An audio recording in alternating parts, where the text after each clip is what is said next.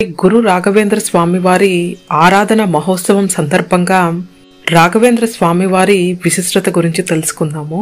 ఆరాధన అంటే రాఘవేంద్ర స్వామివారు సశరీరంగా బృందావనంలోని ప్రవేశించిన రోజుని ఆరాధన మహోత్సవంగా జరుపుకుంటారు. దాదాపు 700 సంవత్సరాలు అక్కడే కొనసాగుతూ భక్తుల కోరికలు తీరుస్తానని అభయమిచ్చారు. ప్రతి ఏటా శ్రావణ కృష్ణపక్ష ద్వితీయ నాడు రాఘవేంద్ర స్వామివారి ఆరాధనోత్సవాలు అంగరంగ వైభవంగా జరుపుకుంటారు.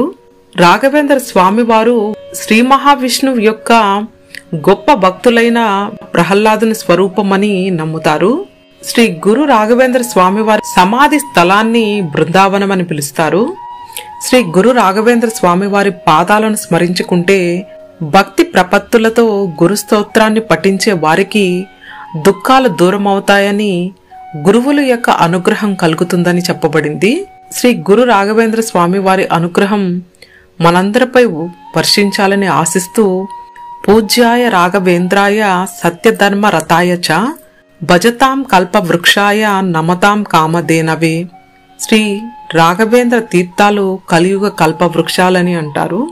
మంత్రాలయంలో వెలసిన శ్రీ రాఘవేంద్ర తీర్థలు భక్తకోటి కష్టాలను కడతేరుస్తూ మంత్రాలయ మహర్షిగా భక్తుల పూజలు అందుకుంటూ ఉన్నారు.